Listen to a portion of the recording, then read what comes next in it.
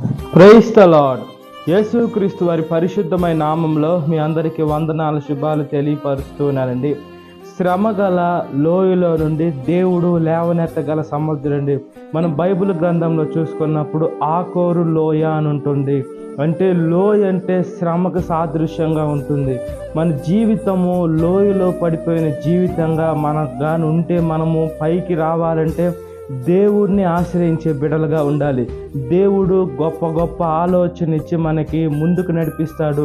మనుషులైతే ఆ లోయలోకి నెట్టివేసేటువంటి మనుషులుగానే ఉంటారు. బైబిల్ గ్రంథంలో చూసుకున్నప్పుడు దేవుడు ఆకోరు లోయ అంటే శ్రమ గల లోయ. ఈ లోకంలో మనకు శ్రమలు కలిగిన, ఇబ్బంది కలిగిన మనుషులందరూ మనని లోయలోకి నెట్టివేసేదానికే ఉంటారు. దేవుడు ఒక్కడే తప్పించగల సముద్రుడండి. మనము దేవుడికి ప్రార్థన చేస్తూ ఉండాలి.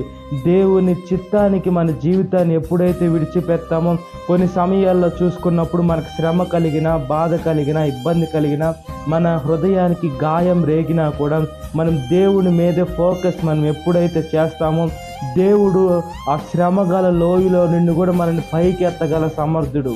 ఆయన బిడ్డల్ని ఆయన ఖచ్చితంగా చేయి విరివడు.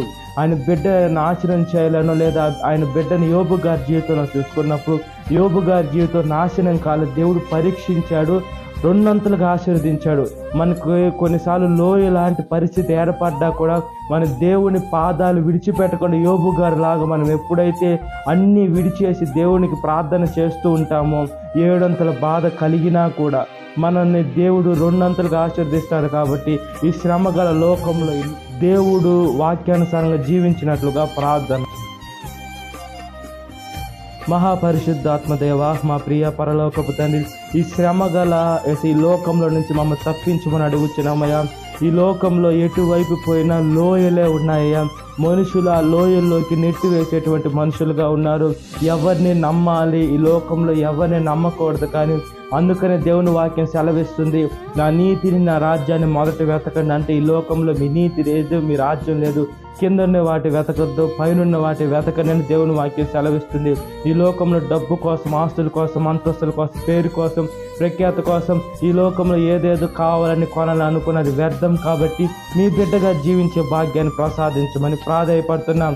సాతాను శోధన ప్రతి ఒక్క బిడ్డని విడుదల దయచేసి ఈ వాక్యం విట్టిన ప్రతి ఒక్క బిడ్డని పేరు పేరుని జ్ఞాపకం చేసుకొని దినకాల్పు దీవెన తినిపోమని నజరేయుడైన యేసుక్రీస్తు వారి పరిశుద్ధమైన నామములో మిక్కిలి వినయం తరుచున్నాను నా పరలోకపు తండ్రి. ఆమేన్.